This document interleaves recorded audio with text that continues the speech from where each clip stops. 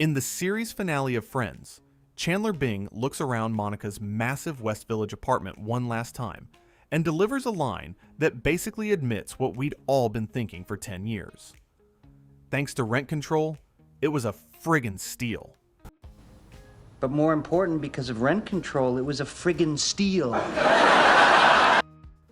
That single line became so iconic that there's actually a dedicated page on TV Tropes called Friends Rent Control, cataloging hundreds of examples across television history where characters live way, way beyond their means.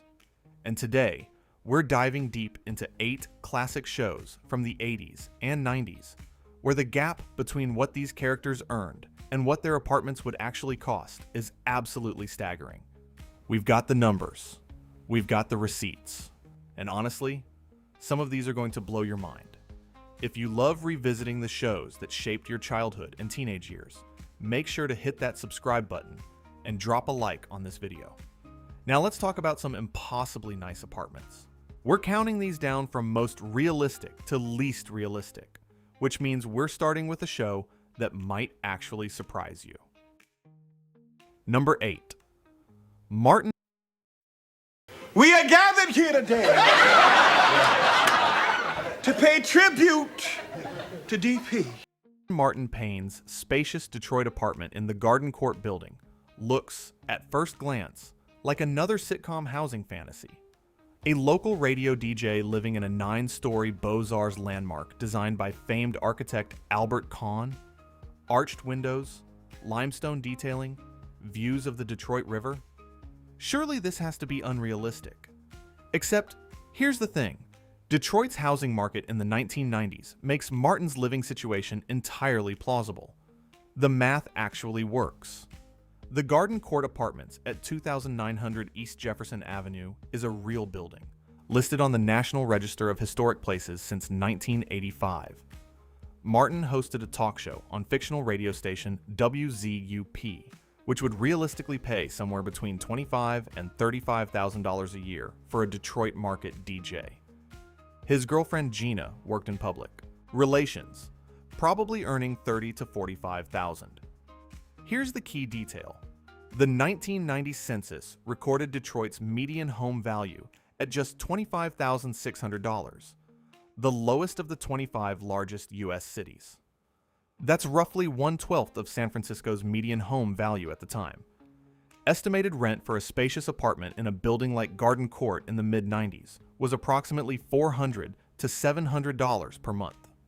At $600 a month, Martin would spend just 20 to 25% of his salary on rent, well within standard affordability guidelines. Once Gina moved in, the math becomes even more comfortable. The show even treated money realistically in small ways. Martin was portrayed as somewhat frugal. His boss, Stan, was notoriously stingy. One episode saw Martin and Gina briefly homeless when an apartment deal fell through, suggesting they lacked a huge financial cushion. Martin is conspicuously absent from every major, unrealistic TV apartment analysis. And for good reason. Setting a show in a city with rock-bottom housing costs actually made an architecturally significant apartment perfectly realistic for a working-class character. The real mystery on that show wasn't Martin's apartment. It was how Tommy afforded anything at all, given that nobody could figure out what he did for a living. You ain't got no job, man.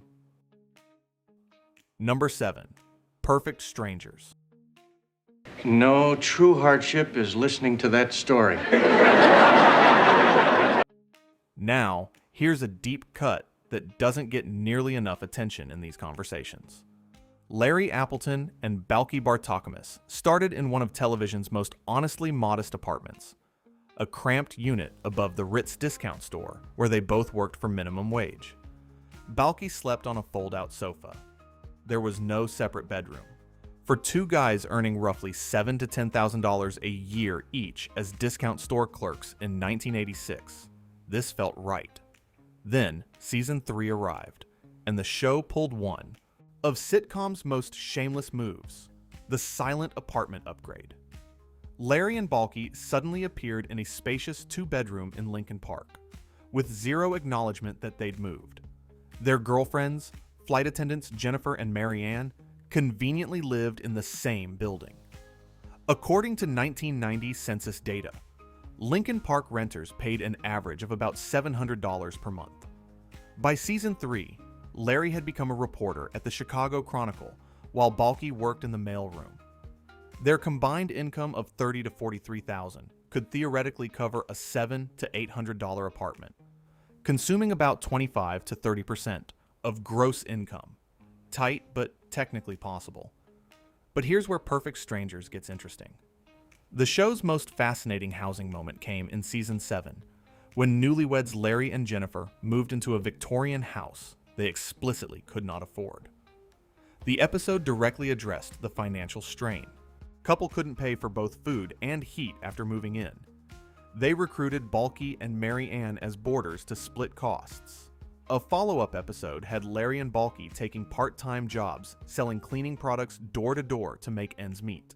Perfect Strangers occupies this unique middle ground. Its early season modesty was refreshingly honest. Its mid-run silent upgrade was a standard sitcom cheat. But its late season Victorian house was unrealistic, yet, and this is rare, acknowledged as unaffordable within the show itself. Number 6. Living Single. Brother got it going on. I don't know. He's no Overton. Often cited as the precursor to Friends, and rightfully so since it premiered a full year earlier, Living Single featured 4 friends sharing a Brooklyn brownstone on a mix of incomes that ranged from reasonable to questionable. The show doesn't get the same level of scrutiny as its NBC counterpart, partly because it was more upfront about characters pooling resources, and partly because Brooklyn in the early 90s wasn't yet the astronomical real estate market it would become. But make no mistake, a brownstone in Brooklyn, even in 1993, required more combined income than a magazine editor, a lawyer, and their rotating cast of roommates would comfortably generate. Living Single deserves credit for being ahead of its time in depicting young black professionals navigating city life, but the spacious brownstone with its multiple bedrooms and gorgeous common areas? That was absolutely playing fast and loose with what those salaries could actually afford. Number 5. Seinfeld. You left the door open? Oh, I was... Jerry's apartment at 129 West 81st Street, apartment 5A on the Upper West Side of Manhattan, became one of the most iconic TV sets of all time. That wraparound kitchen counter, the couch, the door that Kramer would burst through. You know it instantly. Jerry was portrayed as a moderately successful comedian, working NYC clubs, occasional late-night appearances, some touring, but explicitly not wealthy. Estimates put his income at roughly $35,000 a year. He drives a Saab 900 convertible and eats cereal for most meals. The show confirms rent control in various episodes.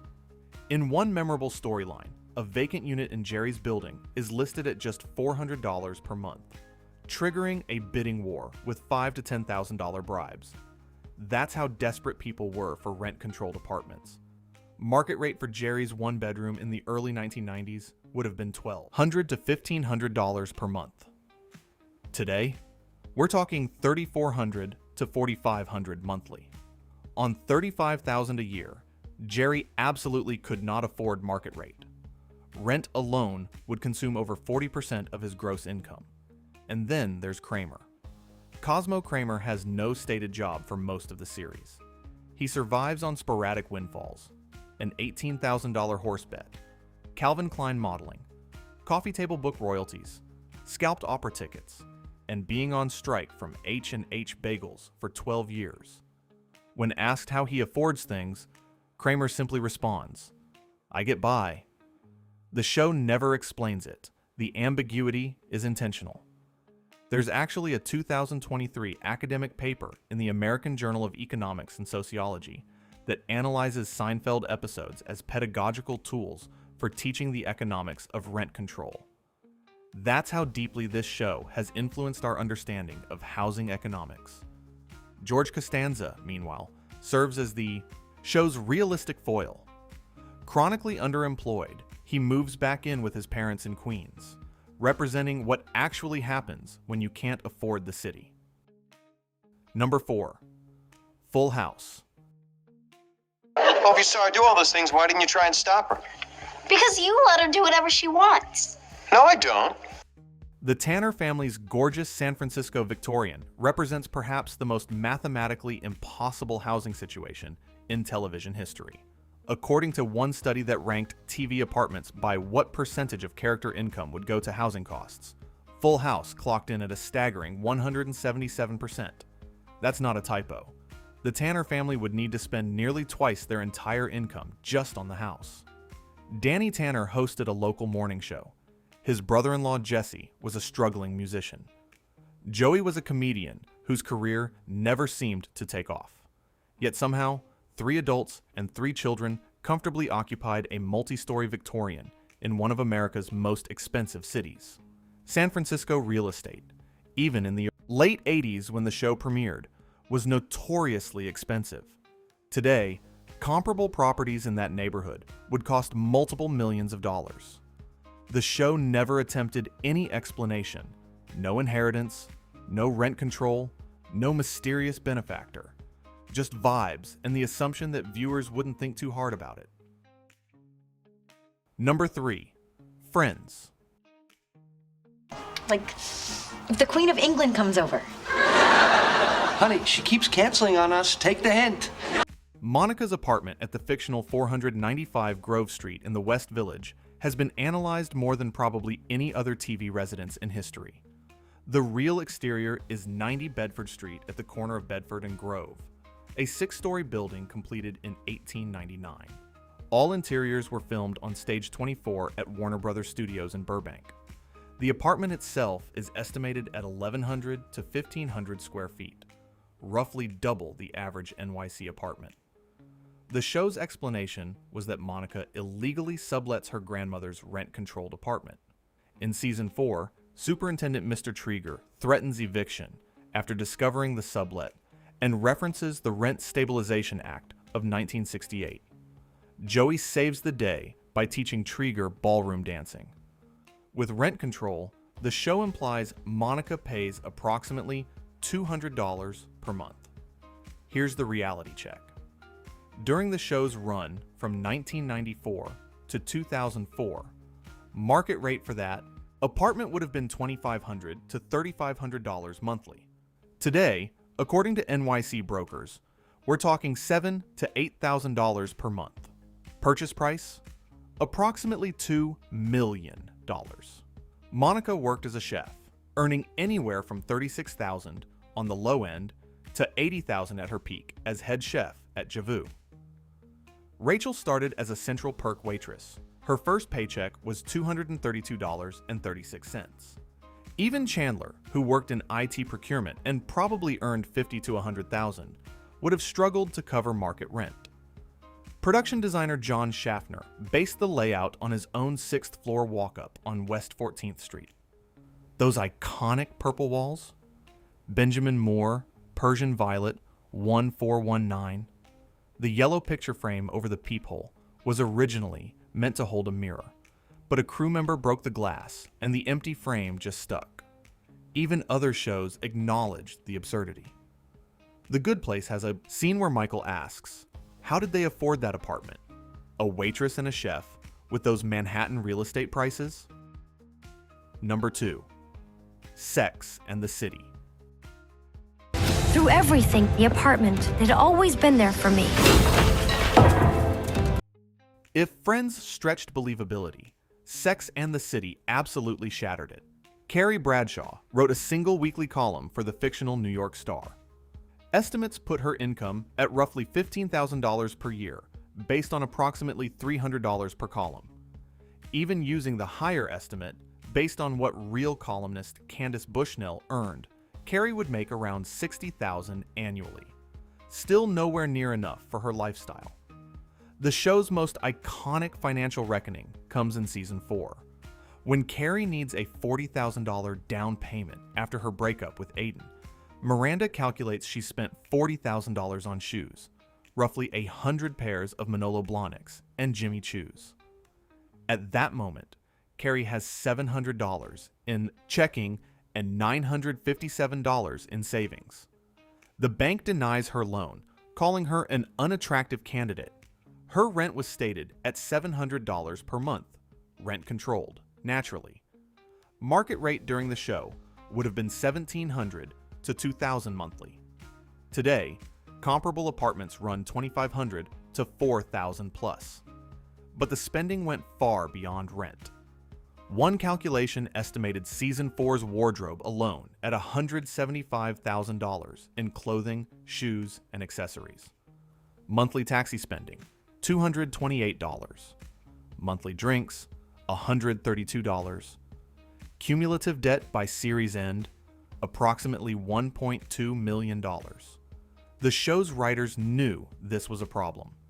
Staff writer Amy Harris revealed that the biggest fight in the writers' room was about Carrie's finances. The money question caused genuine debate among the creative team. In the end, Charlotte gave Carrie her old engagement ring to help with the down payment, and the show moved on. Number 1. Frasier.